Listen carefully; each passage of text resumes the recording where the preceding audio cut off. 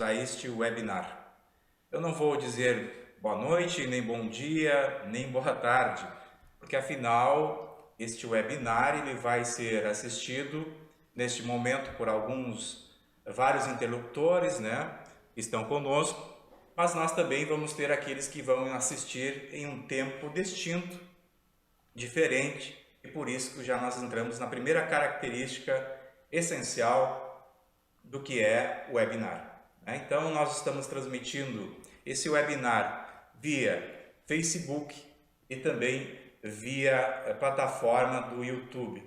Então, nós começamos a trabalhar aí, claro, os grupos, né? Se nós pensássemos em processos formativos agora, eu imagino que grupos menores para trabalhar essas questões específicas de cada contexto.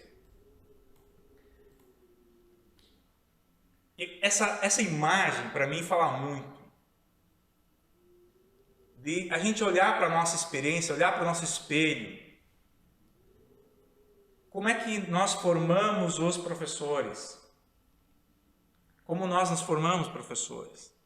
E aí, nós precisamos olhar para as pós-graduações, nós precisamos olhar para as graduações, e nós precisamos olhar para todos os professores que estão em formação, que estão em exercício. Trabalhar conhecimento interligado à teoria e prática.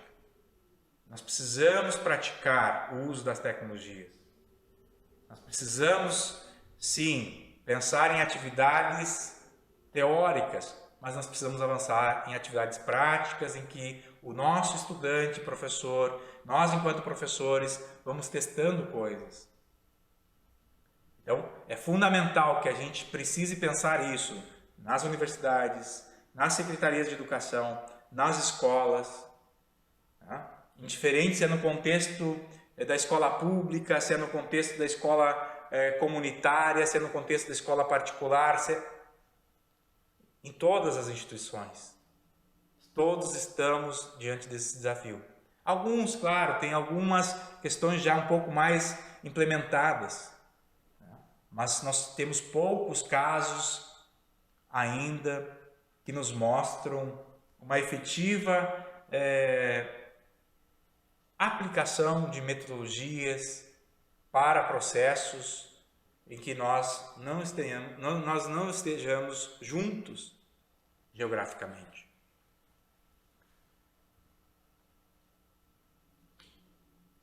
Aqui nós fizemos uma experiência na pós-graduação em Educação e Ciências, né? Nós estamos falando aí do ano de 2015. Trabalhar a própria experimentação, porque se nós falamos em diferentes áreas, nós também temos linguagens próprias de cada área. Nós viemos discutindo como é que faz experimentação em ciências, né? Constituída lá no grupo de AD da FURG, né? Junto com nossa professora Maria do Carmo, do grupo CAMECIM, grupo CIEF, da SEAD, da FURG. Então, pensarmos nas disciplinas de pós-graduação, pensarmos nessas questões de modelos híbridos, pensarmos nas questões muito mais de como é que faz. Porque, num primeiro momento, quando eu fui desafiado a fazer, eu também levei minha aula presencial e me dei conta que aquilo era uma overdose de atividades, de informações. A semana passada eu recebo um vídeo, agora do colega professor William Rubira, que está no IFE, em Santo Ângelo. E ele foi um dos protagonistas, né, nessa disciplina da pós, tem uma dissertação sobre comunidade de indagação online. E ele me manda um vídeo de como ele trabalha essa questão agora com o IFE em relação às aulas online. E o vídeo dele começa mais ou menos assim: boa noite, bom dia, boa tarde, já não sei, né? Que é, quando a gente grava um vídeo, esse vídeo disponibilizado, ele não tem mais um tempo cronológico do hoje, do amanhã. Então, pensarmos que existem detalhes nessas gravações, nesses processos. O que eu queria destacar aqui, dessa experiência, que pode ser interessante para todos nós professores da área de linguagem, matemática, enfim, que é utilizar, por exemplo, eu posso utilizar o Google Drive. Aqui era uma aula sobre formas, tamanhos, volumes, capacidades. Uma pós-graduação, mas ela serve, ela é importante para também trabalharmos com educação básica, trabalharmos com um registro fotográfico, em que cada um, nós enquanto estudantes de formação, professores, tínhamos que tirar ou fotografar uma lixeira do local onde que nós estávamos e postarmos nesse ambiente da plataforma. Então nós tínhamos atividades antes, durante um momento de encontro, né, que poderia ser um encontro por Skype ou encontro das pessoas, e um fórum. E olha o nome do fórum. E a aula nunca para. Por quê? A gente também precisa se desafiar a escrever, a pensar. Por que a gente está fazendo aquele registro fotográfico? Que ideia surge em torno do registro fotográfico?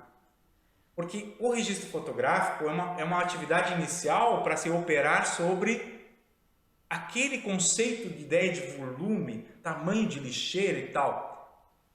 Mas, como eu falei antes, esse conhecimento sistematizado das formas, tamanhos, volumes e capacidades, ele é uma linguagem.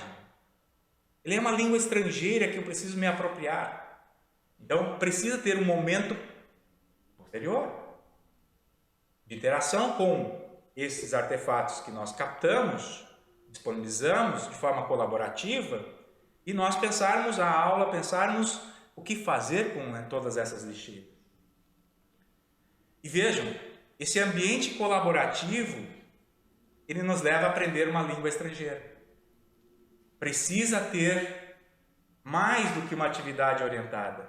Precisa ter momento de interação, precisa ter atendimento, precisa ter conversa entre as pessoas. E isso que é o grande desafio para a educação básica neste momento. Se dar conta de que aprender essas linguagens, elas não são tão simples de serem aprendidas pelos meios digitais. Precisa ter momento, tempo, atividade, atendimentos, conversas, né? O aluno precisa nos expressar o que ele compreende.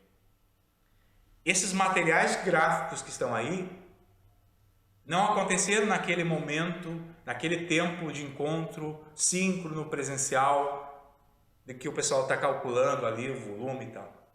São atividades que vão acontecendo em casa.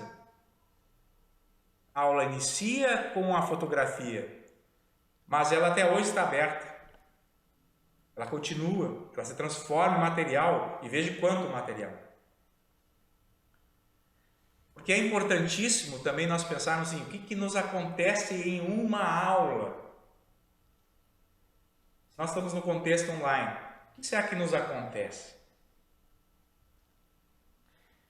E aí, nós estamos no momento em que usamos chat, nós usamos rede social, nós usamos Facebook, nós usamos fóruns de discussão, e a escrita é fundamental nesse contexto.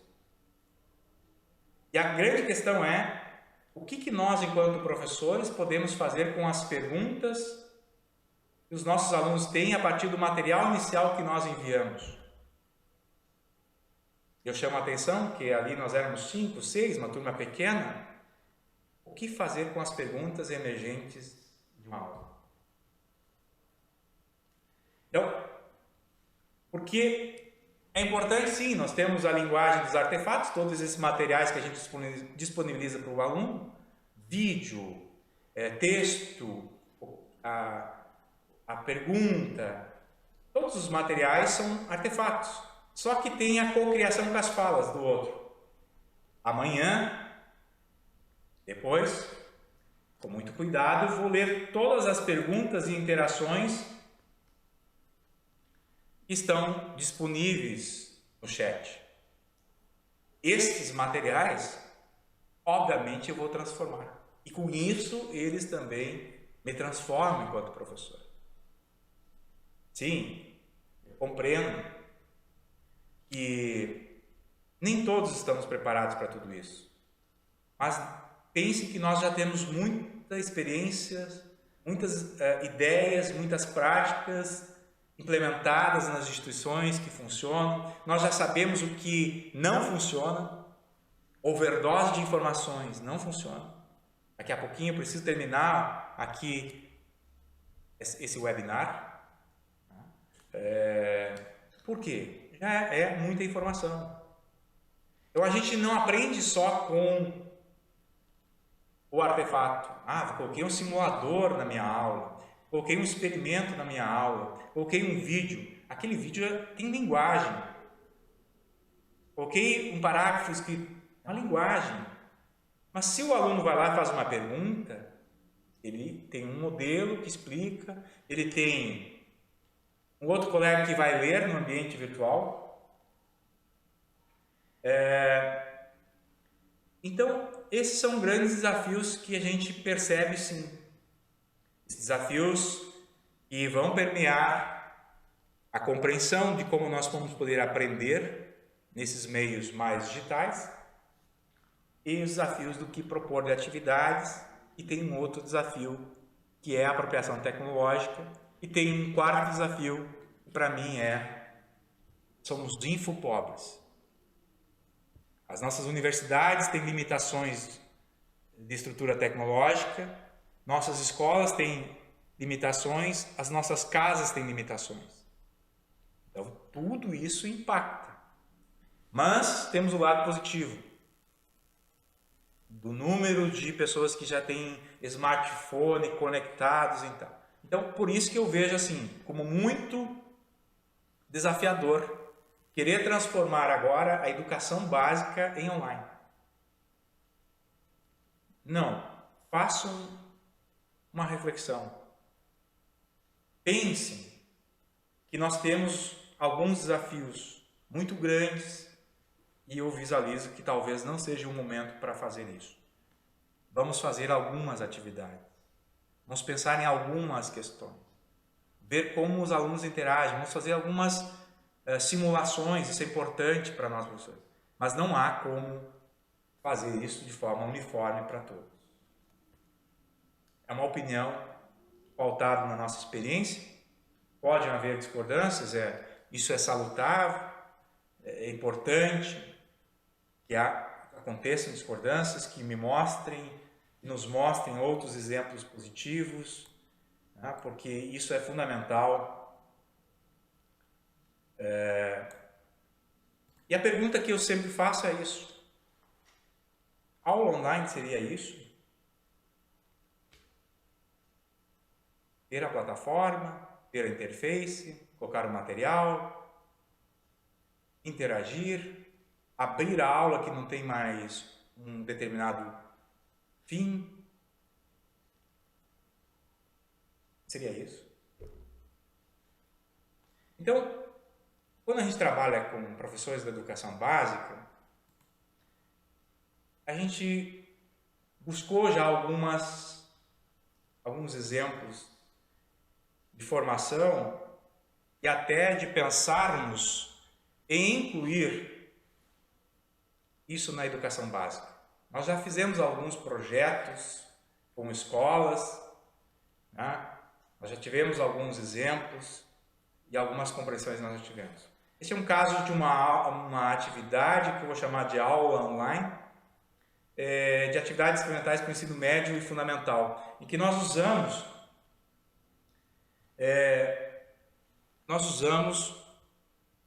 um grupo fechado no Facebook. De verdade, é muito bagunçado.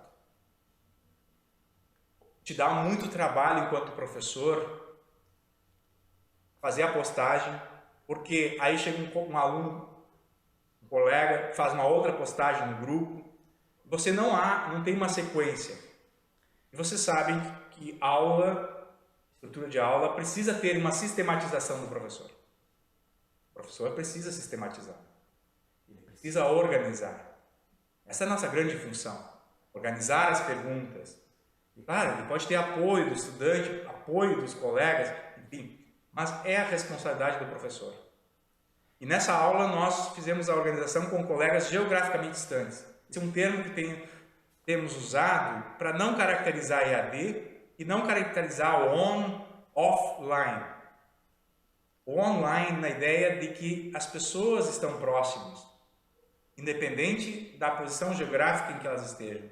Estar próximo significa ajuda no debate, ajuda o colega a compreender, questiona, interage, participa. Então é nesse sentido que nós estamos usando geograficamente distante. E aí, quando a gente vai analisar esse material, depois eu fiz uma escrita sobre isso, que a gente pode disponibilizar para os colegas, a aula foi em 2016, né? Esse ambiente tem um vídeo, a gravação do Skype que a gente fez. Como é que foi esse momento? A gente criou uma orientação. Esses estudantes eram colegas, professores que viajavam no estado. A gente criou uma orientação para que eles naquela semana ficassem nas suas casas. E para minha grata surpresa, ontem eu recebo de um desses professores de informação relato de que ele estava utilizando algumas partes, né, de metodologias que ele aprendeu nessas aulas do mestrado. Então, é isso, trabalho formiguinha. Aprendendo hoje uma atividade, uma metodologia, a gente vai aprendendo. Só que quando a gente olha para esses registros no Facebook, por isso que a gente precisa ter um pouco de cuidado no Facebook, cuidado no sentido do que a gente vai abrir, do que não vai abrir, ela abrange uma complexidade a ser investigada. Então nós fizemos 30 minutos de Skype, e tinha um chat aberto. Os alunos interagiram com um simulador, e nesta aula a proposta era que eles somente olhassem para o simulador, interagissem e fizessem perguntas. Não dessem respostas, fazer perguntas. A nossa surpresa foi que em 30 minutos de atividade, nesse online, nesse movimento síncrono, gerou um conjunto muito grande de informações. E a aula, naquele formato síncrono online, ela precisava parar. Porque o conjunto de informações, o propósito daquela aula, de interagir com o simulador, criar perguntas, estava ok. Só que não era uma questão de se apropriar do simulador. Tinha mais, nós queríamos debater temas com o simulador, com as compreensões dos estudantes. E aí nós avançamos. Como nós encaminhamos? Cada professor, participante da formação, e aí inclui a gente como professor, sistematizou, comunicou e possibilitou o aperfeiçoamento de aglomerações de perguntas. Então, vejam, co-criar em cima daquilo que o colega fez de pergunta. Me faz pensar, a pergunta do colega me faz pensar. Então, tem que ter essas três questões aí: sistematização do professor, da turma, do que aconteceu naquele contexto, naquela aula, comunicação e aperfeiçoamento, porque esse é o nosso papel enquanto professor, provocarmos melhorias na compreensão que nós temos numa determinada temática ou aprendermos a falar sobre aquilo, linguagem. Bom, seguimos. Estou quase que finalizando uma coisa que não tem fim. Esse debate aberto. Aqui nós nos desafiamos a incluir professores, incluir graduandos, incluir outras universidades, e por que não poderíamos incluir escolas? E a Núbia fazia parte desse grupo, né? Outros movimentos, esse de co-criar. O professor César, o professor Edilson, professores de escola pública, o professor Ilian estava aí, o professor Ivandro, o professor Charles, quer dizer que nós somos um grupo que vem discutindo isso, que vem debatendo isso desde os primórdios lá com a professora Maria do Carmo, com o grupo da Secretaria de Educação à Distância, fazendo simulações, provocações de como é que nós poderíamos ter atividades online.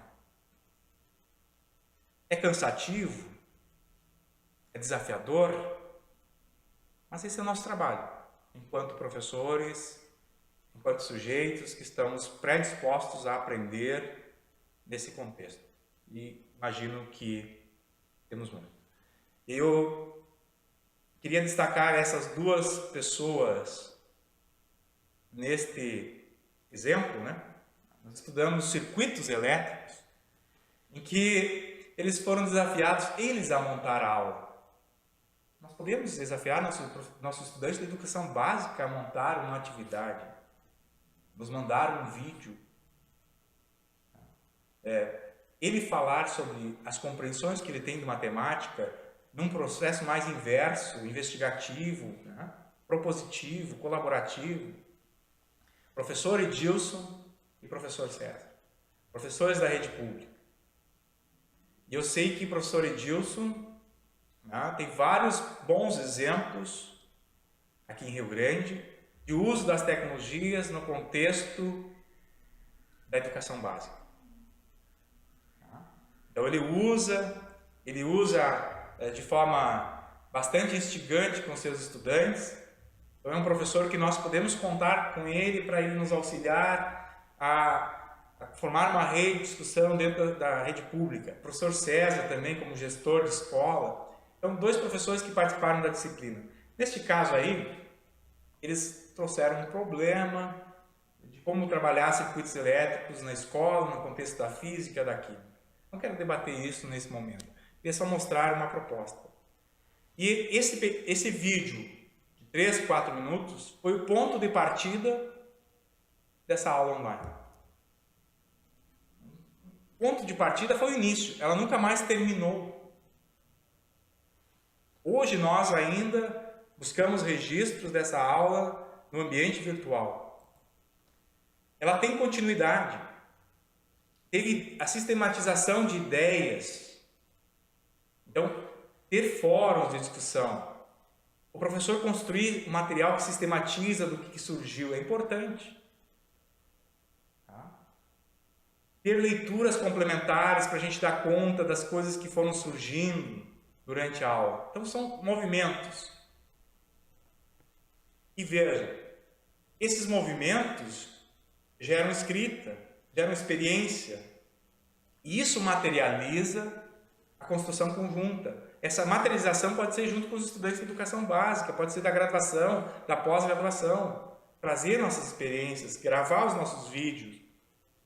Claro, tudo isso é um desafio, mas também é um potencial.